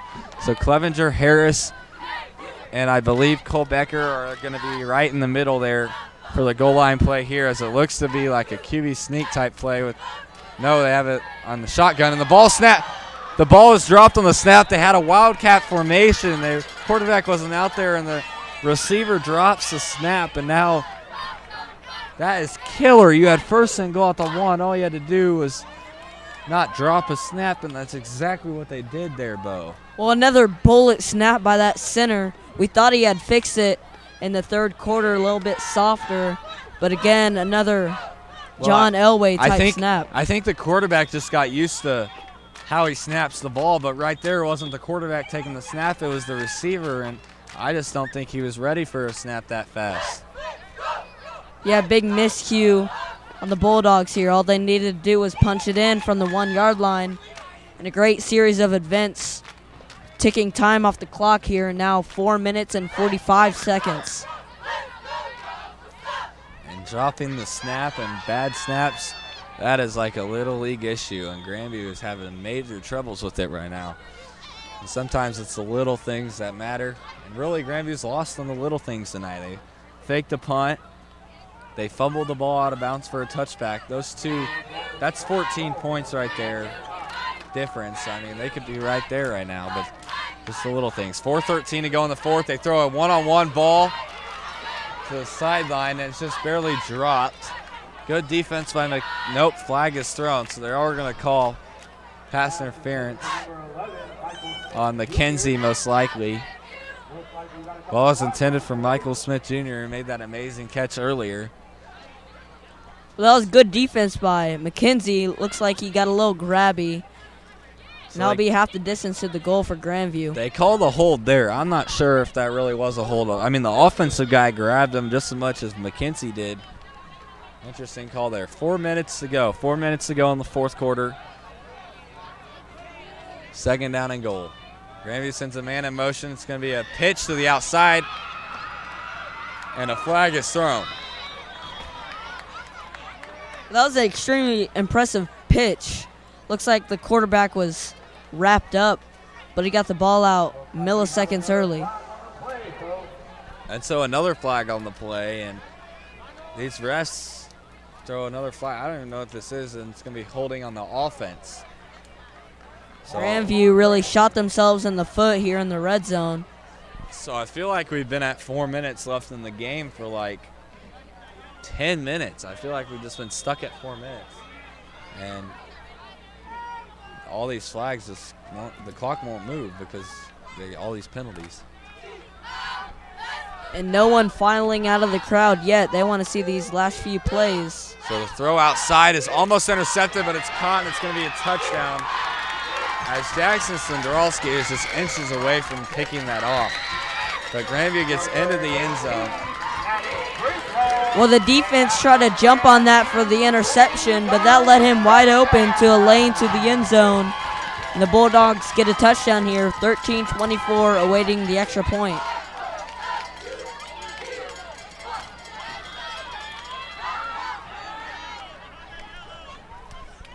So here we go, the extra point. This is huge, cuts it to 10, 3:56 to go.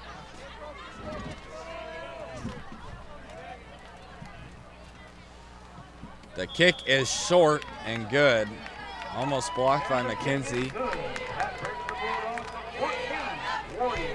3 minutes and 50 seconds left in the fourth quarter. Bulldogs 14, Warriors 24.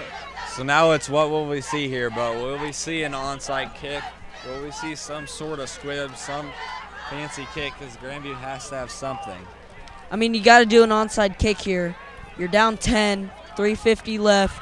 You got to do an onside kick, got to try to get the ball back, score quick. You still have your timeouts left. You just got to get the ball back twice. It's going to be a tough deal here for the Bulldogs. It'd be a miracle if they can win this game. That's what a lot of teams need when they have to play Smithville is a miracle in this conference to beat a team like Smithville. All the Warriors have to do is close these last 3 minutes out, and they're conference champions. And they'll have a bye next week in the district playoffs. You can see Jake Schaefer in the second line awaiting the onside kick. Well, yes, the Warriors are throwing their best athletes out here for the onside kick. They're throwing their best hands team out there. And this one's going to be an onsider. And it is bouncing, and I believe Grandview is on it. Grandview lands on the onside kick, and so they will get the ball. And the place is erupting right now. And it is Bulldogs ball. How often do you see that? What? And really, that was a really good kick on the onside kick there. He put it in a perfect place, past 10 yards, but that was a great kick, and ball just bounced right in between Mueller and Jake Schaefer. And this defense is going to be tired now, and it looked like the Warriors were just waiting for it to come right into their hands, and the Bulldogs wanted the ball. And the Bulldogs wanted the ball more than the Warriors. Coach Ambrosen is trying to tell the ref that they didn't go 10 yards, and he's arguing with the ref about it on the sideline. But it did go 10 yards from where the ball was kicked and where the ball is spotted. So this one's a jet sweep and a good tackle right there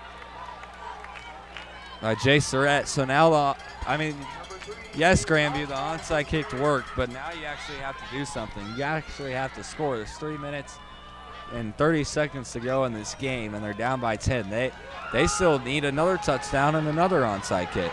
Yeah, this crowd erupted when they got the onside kick. Felt like an earthquake up here at the top of the building.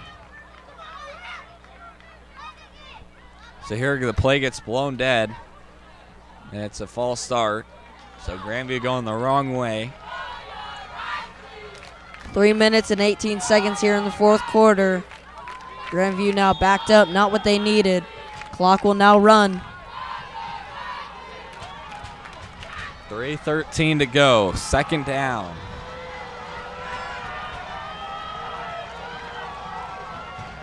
Grandview has to start throwing.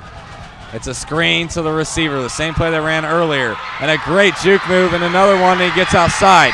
He gets outside and he gets out of bounds. A great wide receiver screen. Gives Grandview the ball at the 31. Another eruption from this Grandview crowd. Big play.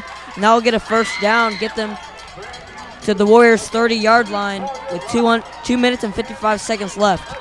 And really, you have to wonder what the game would be like if Grandview played with this kind of intensity and this kind of energy at the beginning of the game, the way they're playing now. Yeah, it could be anyone's game. Grandview really made a lot of mistakes in the first half and the third quarter, and this fourth quarter has been near perfect for them. So here we go. They're going fast. 2:55 to go. They send a man in motion. It's going to be a handoff. No, it's going to be a fake, and then another pitch. So they're just throwing the ball all over the place. This one doesn't go anywhere, but they fake the handoff, and then the quarterback pitches it outside.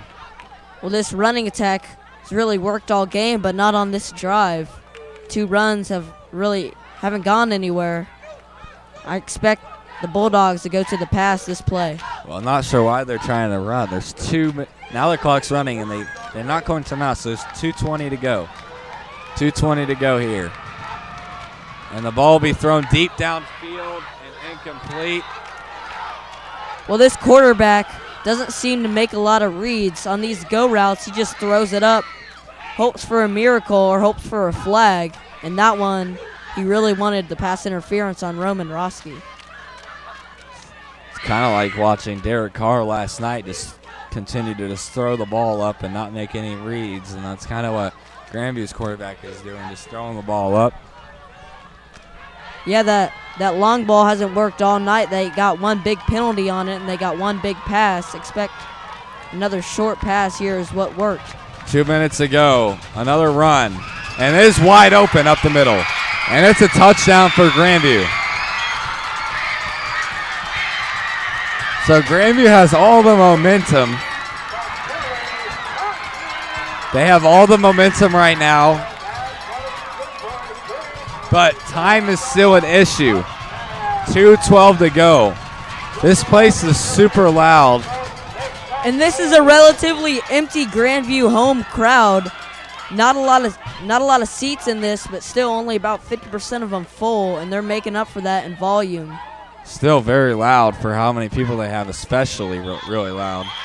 Shaking up the whole bleachers and press box. So now, 3-point game with 2 minutes and 12 seconds left.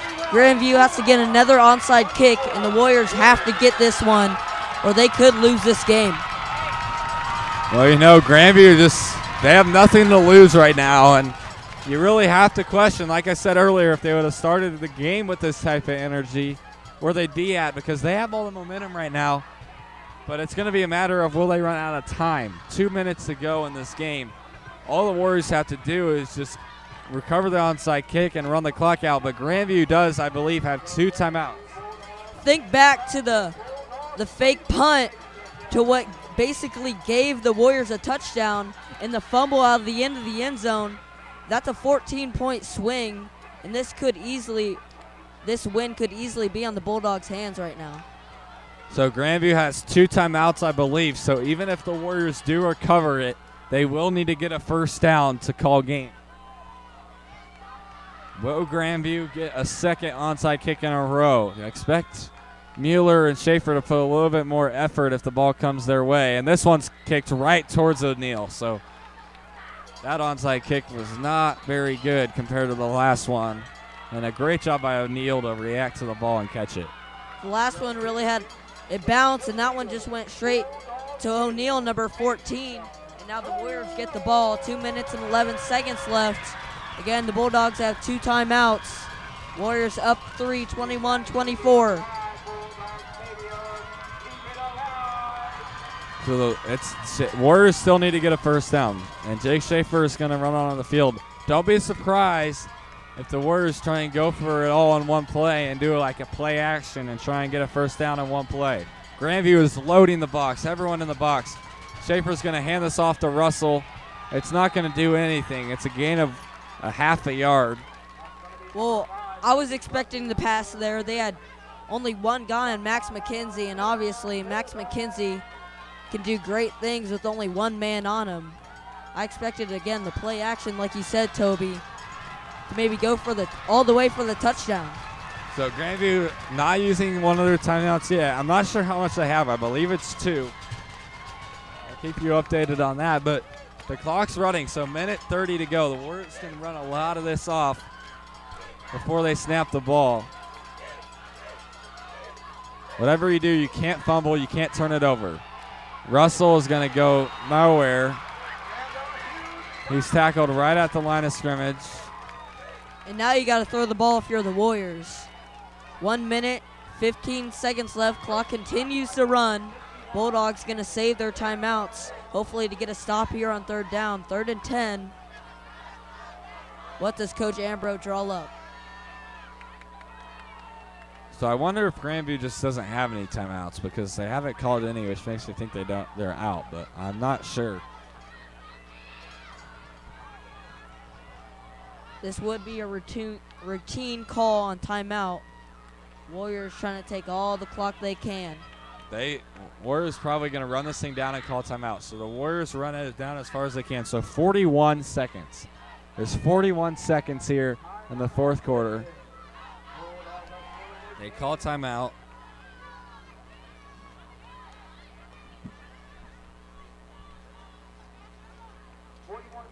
Left in the 4th quarter. Bulldogs 21, Smithville 24. 41 seconds left in this 4th quarter, and it really got interesting here. Again, the Warriors had a 17-0 lead at half. They haven't really been able to do much. And the Bulldogs pounced on the Warriors in this 4th quarter, and now we have a game, 21-24. Warriors up 3 with the ball on 3rd and 10. Well, Smithville was up 24-7 in the 4th quarter, and you said at one point, it's going to be really hard for Grandview to overcome a 17-point deficit. Well, they're right there. They can almost do it. They're down by 3. They scored a touchdown, got the onside kick, scored another touchdown. But this is a big 3rd down, and I expect the Warriors to play this thing aggressive. Yeah, I expect the pass, but I wouldn't be surprised at all if they ran the football here, tried to drain clock. But again, this is great fight by the Bulldogs, not giving up and trying to fight back in this game, trying to get a win. So it's going to be a quarterback keeper for Schaefer. Schaefer trying to stay on his feet. They're trying to push him forward. He's going to be a yard short. Interesting call, but it ends up working. It's going to be a timeout by the Bulldogs. Grandview calls timeout, so they use one there. 32 seconds to go. Now fourth down and inches. So do the Warriors. I expect they punt. Pin the Bulldogs back. They only have 32 seconds left and maybe one timeout. Well, it's a tough call to make. They punt, that'd be a safe option, especially if they pin them. But all you need is just an inch, and you have a lot of great guys up front, and you just need an inch for a 1st down, and it's game over. So you could go for the win here. But yes, a punt they might do. They might try to draw this Grandview team offsides first, and if this Grandview team is disciplined, they won't fall for it. And then Jake Schaefer might step back and punt this ball away, or like Toby says, they might go for this. And notice Derek Joyner, the offensive lineman, is out there for defense for this play. They're lining him up in the middle. They're star offensive linemen. Warriors going hurry up. They get immediately to the line. And like you said, Bo, they're trying to draw him offside.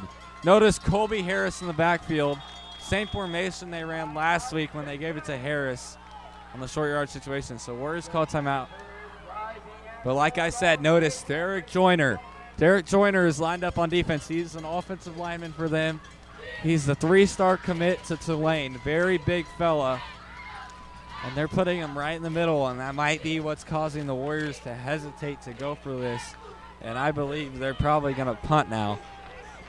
Yeah, they tried to do the hard count, try to draw this team off sides. Great job by the Grandview Bulldogs to not fall for it. And if they did, then that would have been game over. But they want this game. They want to advance to 4 and 5.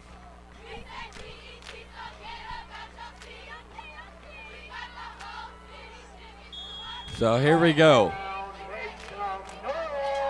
Joyner is in the middle of the field, or in the middle of that line. Warriors in the same formation. Schaefer snaps and gives it to Colby Harris. They push him forward, but the ref does not give him a good spot at all. And this is most likely going to be Grandview ball. A very bad spot.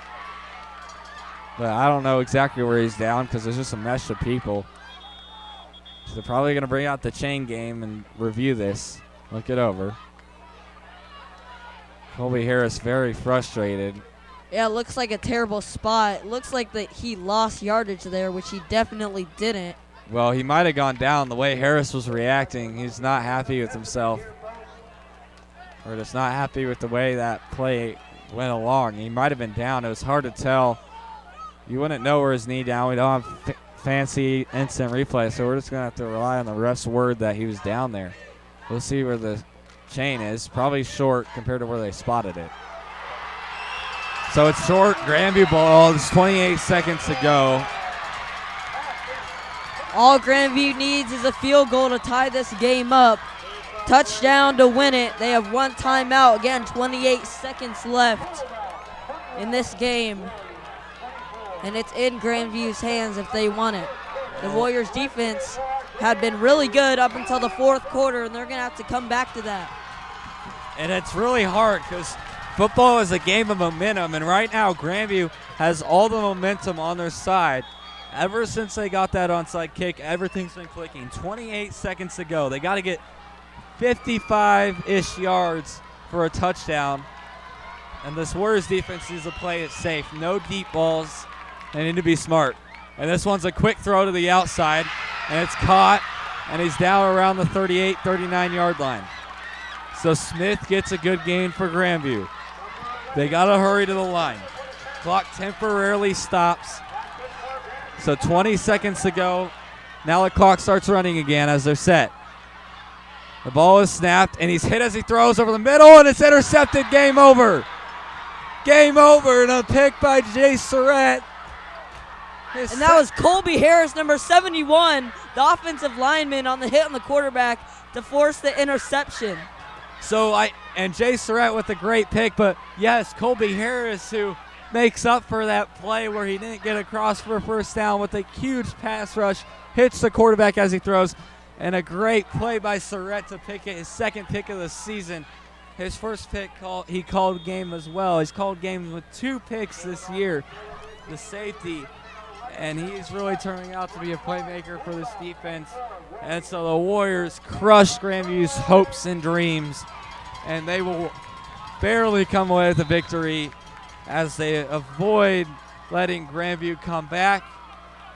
And so what a wonderful game and a great fight by Grandview. But the Warriors are conference champions. They'll have a 1 seed in districts, so they'll have a bye. And we'll see you guys in a couple weeks since they'll have a bye next week. We thank you guys for tuning in. We thank our sponsors, Eric Craig Real Estate Team, Bashir's Tree and Lawn, and Oaks Kia. And so good night. And we'd like to thank our cameraman, Maverick McDonald. And I'm Toby Ford alongside Bo Pittman. Good night, folks.